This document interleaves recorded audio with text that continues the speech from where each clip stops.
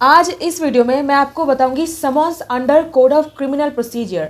ये एक ऐसा टॉपिक है, ये हर एक एग्जाम पर्सपेक्टिव से एंड अगर आप एक प्रैक्टिसिंग एडवोकेट हो तो आपके लिए ये सारे मैंडेटरी प्रोविजंस जानना बहुत ही इंपॉर्टेंट हो जाता है। अगर आप स्मूथली ये लीगल फील्ड में काम सीखना चाहते हो तो ये एक बहुत ही इंपॉर्टेंट टॉपिक है हर एक law student, practising advocate, judiciary aspirant सबके लिए।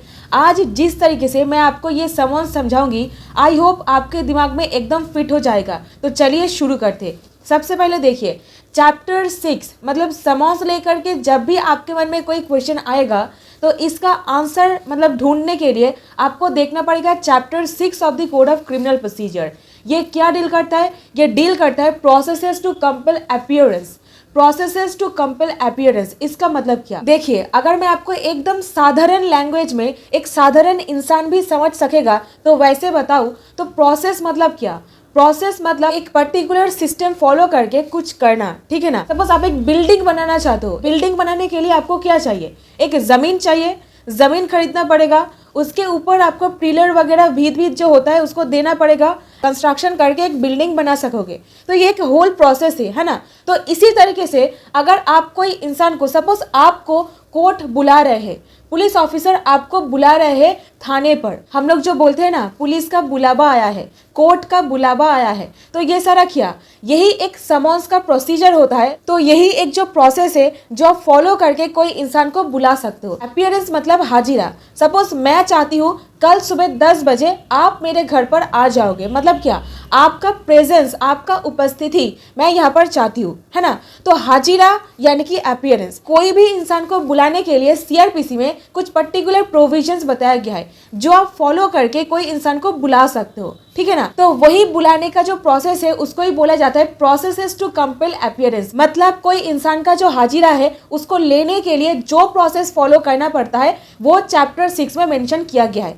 सपोज कोई ऐसा ऑफेंस हुआ है जहां पर आपको पुलिस बुला रहे हैं, ठीक है। तो पुलिस बुलाएंगे मतलब क्या? आपको समन करेंगे, ठीक है। कोई इंसान का अपीयरेंस मांगने के लिए आपको मतलब मेनली 3-4 तरीका फॉलो करना पड़ता है, ठीक है। पहला हो गया समन, मतलब आपको भेजा जाएगा और आप वो फॉलो करके कोर्ट के पास या फिर पुलिस के पास हाजिर हो जाएंगे। और दूसरा मेथड वो है वारंट इशू करना। वारंट मतलब क्या? एक एग्जांपल आपको देती हूँ, तो एक प्रैक्टिकल एग्जांपल आपको देती हूँ। दैट डीएम के घर में एक डाइवोर्स मैटर चल रहा था। डीएम एक एडवोकेट को बुलाए थे, ठीक है, कुछ डाइवोर्स रिलेटेड मैटर डिस्कस करने के लिए। और डीएम उनको बताए थे आप कहीं पर नहीं जाइएगा, आप यहीं पर रहिएगा, ये मैटर बहुत ही इंपॉर्टेंट है। और उसी सेम डेट पर एक और केस भी मतलब चल रहा था, ठीक है, उसी मतलब एक दूसरे जेम का कोर्ट पर, ठीक है। जेम बोले तो जुडिशियल मैजिस्ट्रेट का जो कोर्ट है वहां पर। तो सिमिलर डेट पे ये हो गया था। तो इसीलिए क्या हुआ, वो वकील डीएम का घर छोड़ के वो वाला केस में अपीयर नहीं ले सकते थे। और यहाँ पर क्या हो गया था, वारंट इशू किया गया था और जो एक्यूज था उनको उठा के लेके गए थे पुलिस। जब भी आप समन वगैरह मतलब ओबे नहीं करोगे या फिर कोई कॉग्निजेबल ऑफेंस हुआ है तो पुलिस ऑफिसर आपको मतलब वारंट इशू करके या फिर without any kind of warrant arrest करके उठा के लेके जा सकता है, ठीक है। तो दूसरा मेथड हुआ वारंट इशू करना। और अभी सपोज वारंट इशू हो गया है, उसके बाद क्या होगा? उसके बाद होता है प्रोक्लेमेशन और attachment of the property.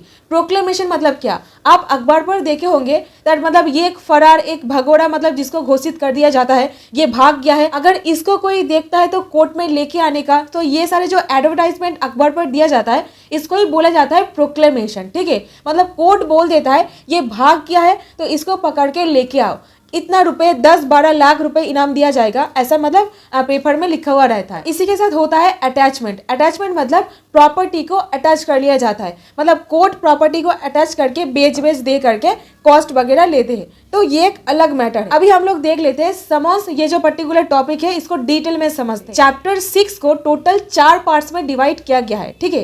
Part A, part B, part C and part D.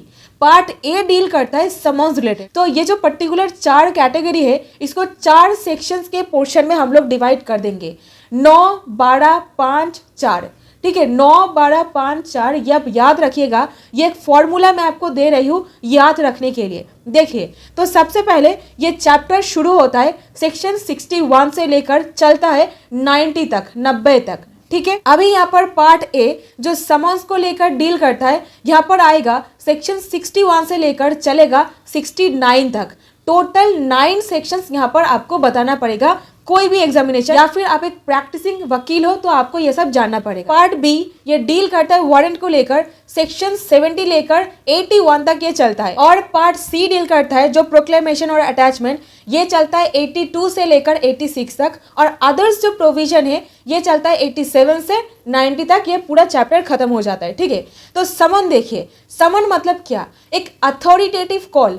तो एग्जाम के खाते पर लिखने के लिए आपके पास कुछ टेक्निकल टर्म तो रहना चाहिए, है ना, नहीं तो क्यों आपको मार्क्स मिलेगा। तो इसीलिए जब भी आपको समन पूछा जाएगा तो आपको बोलना पड़ेगा someone is a authoritative call for the purpose of production of documents और एनी अदर थिंग्स। मतलब डॉक्यूमेंट प्रोडक्शन के लिए भी आपको कोर्ट में बुलाया जा सकता है। सपोज आपके पास कोई दलील वगैरह है, प्रॉपर्टी का कागजात वगैरह, वो कोर्ट में प्रोड्यूस करने के लिए आपको कोर्ट में बुलाया जा सकता है। ठीक है, तो सिर्फ वो डॉक्यूमेंट्स के लिए भी आपको बुलाया जा सकता है, या फिर आपका जो साक्षी है, आपका जो स्टेटमेंट वगैरह है, उसको भी देने के लिए आपको कोर्ट में बुलाया जा सकता है। अभी देखिए, समन जो इशू किया जाता है, ये जो फॉर्म आप देख सकते हो, फॉर्म 1, इसके तहत समन किसी को भेजा जाता है। ठीक है ना। और section 61 of the code of criminal procedure यानी कि सीआरपीसी ये बोलता है फॉर्म ऑफ समन्स के बारे में। ठीक है, ये बोलता है दैट समन्स ऑर्डिनरीली जो समन्स केसेस होता है, जो मैं आपको डिटेल में इस वीडियो में कवर कर चुकी हूँ, अगर आप भूल गए हो तो ये आप देख लेना, आपका रिवीजन हो जाएगा। ठीक है,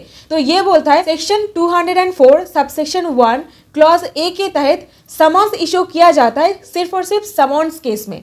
समन्स केस में समन इशू किया जाता है, बट अक्सर देखा जाता है वारंट केस पर भी समन्स इशू किया जाता है। तो ये मतलब किया जाता है कोर्ट अगर आदेश देता है, कोर्ट का जो डायरेक्शन है ये इशू करने के बाद। और अभी नेक्स्ट देखिए दैट समन में आखिर रहता क्या है, आप कैसे समझोगे वो एक मतलब कोर्ट का समन है या फिर क्या है।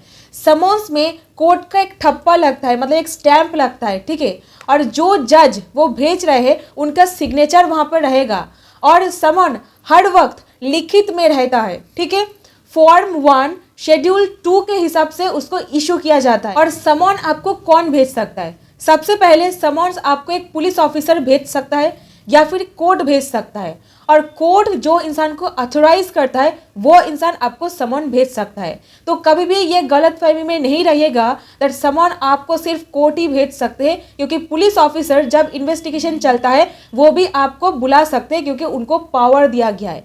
तो समन भेजने का ये जो तरीका है ये सेक्शन 62 में बताया गया है कौन कौन आपको भेज सकते हैं सीआरपीसी में। और सबसे इंपॉर्टेंट 3 मोड के बारे में यहाँ पर बताया जाता है दैट समन पर्सनली भी आपको सर्व किया जा सकता है, ये बताया गया है सेक्शन 62 पर। ठीक है, और समन आपका जो फैमिली मेंबर है उनके हाथ पर दिया जा सकता है, और वो एक एडल्ट मेंबर होना चाहिए। कोई भी सर्वेंट वगैरह जो होते हैं उनके हाथ पर नहीं दिया जा सकता है, क्योंकि एक सर्वेंट को कोई भी फैमिली मेंबर नहीं माना जाता है। ठीक है ना, आप बेयर एक्ट खोल के देख लेना, वहां पर एडल्ट मेल मेंबर लिखा हुआ है। मेल फीमेल क्यों नहीं, मेल फीमेल नारी पुरुष तो इक्वल है ना, कोई भी डिवीजन इन दोनों में नहीं होना चाहिए। क्या फीमेल मतलब अनपढ़ है, उनके अंदर कोई रिस्पॉन्सिबिलिटी नाम की कोई चीज नहीं है, क्यों लिखा गया है यहाँ पर फीमेल। सपोज मेरी मम्मी एक फीमेल एडल्ट मेंबर है तो उनको क्यों नहीं दिया जा सकता है। तो इसको लेकर के एक बहुत ही फेमस केस था जी Kavita versus Union of India. यहाँ पर कॉन्स्टिट्यूशनल वैलिडिटी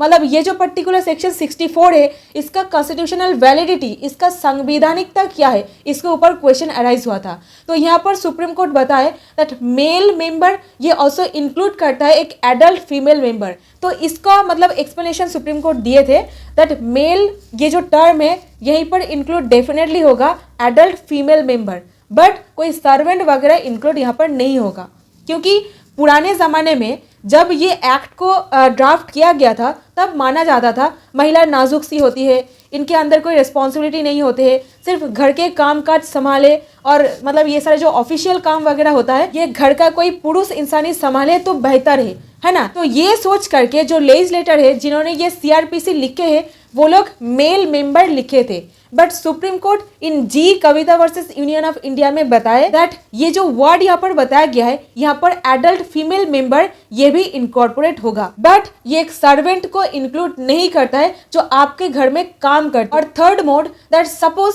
जहाँ पर सेक्शन 62, 63 एंड 64 में कुछ काम नहीं हो पाया है, मतलब इन तीनों सेक्शंस में समन भेजा गया था बट वो इंसान नहीं आया है, तो क्या किया जाएगा पता है, तो दीवार पर ठप्पा लगा के आएगा। मतलब जैसा इलेक्शन वगैरह में होता है ना, पोस्टर वगैरह दीवार पर चिपका के आते हैं, तो सेक्शन 65 के अंदर दीवार पर चिपका के आएंगे जहां पर हर एक इंसान उसको देख सकेंगे। ऐसा नहीं दरवाजा के पीछे में आप लगा करके चले आए, तो ऐसा नहीं होता है। एक कंस्पिशियस पार्ट, मतलब जो इंसान वहां पर मतलब देखेंगे, घर में घुसते ही मतलब नजर में आएगा अरे यहाँ पर कुछ लगा हुआ है, तो कंस्पिशियस पार्ट पर एफिक्स करके वो लोग देके चले आएंगे। और ये होगा सेक्शन 65 के अंदर। और सेक्शन 63 बोलता है दैट जहां पर कोई कॉर्पोरेट बॉडीज या फिर सोसाइटी को आप समन भेजना चाहते हैं तो आपको 63 में समन भेजना पड़ेगा, ठीक है।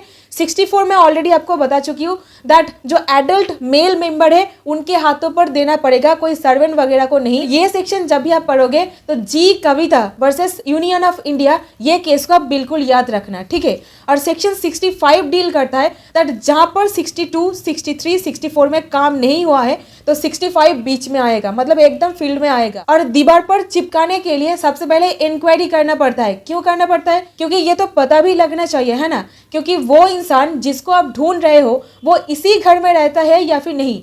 सपोज पता चला आप किसी और की दीवार पर चिपका के आ गए हो और वो इंसान वहां पर रहता ही नहीं है, ऐसा मतलब एक सटीक इंफॉर्मेशन निकालने के लिए इंक्वायरी करके दैट ये इंसान यही घर में, इसी घर में ही रहता है, ये पता लगाने के बाद दीवार पर एकदम चिपका के आओगे जहां पर हर एक लोग उसको देख सकेंगे, ठीक है ना। अभी सेक्शन 66 बोलता है कोई भी गवर्नमेंट सर्वेंट को आप समन भेजना चाहते हो, मतलब वो एक सरकारी नौकरी वगैरह करता है, तो वहां पर आपको जो ऑफिस पर वो काम करता है वहां पर एक समन पहले भेजना पड़ेगा और वो ऑफिस उनको सर्व करेंगे और वहां पर सिग्नेचर भी रहना पड़ेगा, ठीक है। और अगर सपोज आप एक ऐसा समन भेज रहे हो जो एक आउटसाइड जुरिस्डिक्शन हो रहा है, मतलब मैं एक एरिया का मैजिस्ट्रेट हूँ और मेरा एक पर्टिकुलर एरिया है ना, मैं तो आपके एरिया पर, सपोज आप यूपी से हो, आपके एरिया पर जाकर के समन में इशू नहीं कर सकती हूँ, है ना, तो वहां पर उस एरिया का जो मैजिस्ट्रेट है उनसे परमिशन लेना पड़ेगा दैट आपके एरिया पर मेरा जो एक्यूज्ड है वो रहता है तो उनको मैं समन करना चाहती हूँ तो आप परमिशन दीजिए। तो ऐसा करके परमिशन लेना पड़ेगा मैजिस्ट्रेट का, उसके बाद ही वो वाला समन इशू किया जा सकता है। और ये है सेक्शन 67।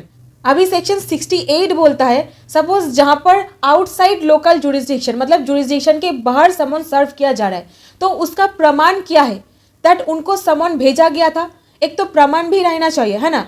तो वहां पर जो ऑफिसर समन सर्व कर रहा है वो सपोज उपस्थित नहीं थे तो उसका प्रूफ कैसे होगा, तो जो एफिडेविट वगैरह होता है उसको दे करके प्रूफ इसको करना पड़ता है कोर्ट के हियरिंग के वक्त। और सेक्शन 69 बोलता है सपोज आप किसी को समन भेज रहे हो, बाय पोस्ट भी आप भेज सकते हो या फिर जा करके उनके हाथों पर भी आप दे सकते हो, तो दोनों मोड में ही आप किसी को भेज सकते हो। इसको बोला जाता है साइमल्टेनियस वे में, मतलब एक साथ दोनों मोड फॉलो करके ही आप किसी को समन भेज सकते हो। और इसका सबसेक्शन 2 बोलता है सपोज आप किसी को समन भेजे हो और वो रिफ्यूज करता है उसको एक्सेप्ट करने से, मतलब वो लेना नहीं चाहता है, सो लेना नहीं चाहता है, रिफ्यूज करता है, इसका मतलब समन सर्व हुआ था। तो समन सर्व हुआ था या फिर नहीं हुआ था, यहाँ पर एक सबसे इंपॉर्टेंट मतलब एस्पेक्ट कोर्ट में देखा जाता है। अगर कोई इंसान रिजेक्ट भी करता है समन लेने से तो ये माना जाता है दैट वो इंसान को समन सर्व हुआ था and it was a good serving, मतलब एक अच्छी तरीके से सर्व हुआ था,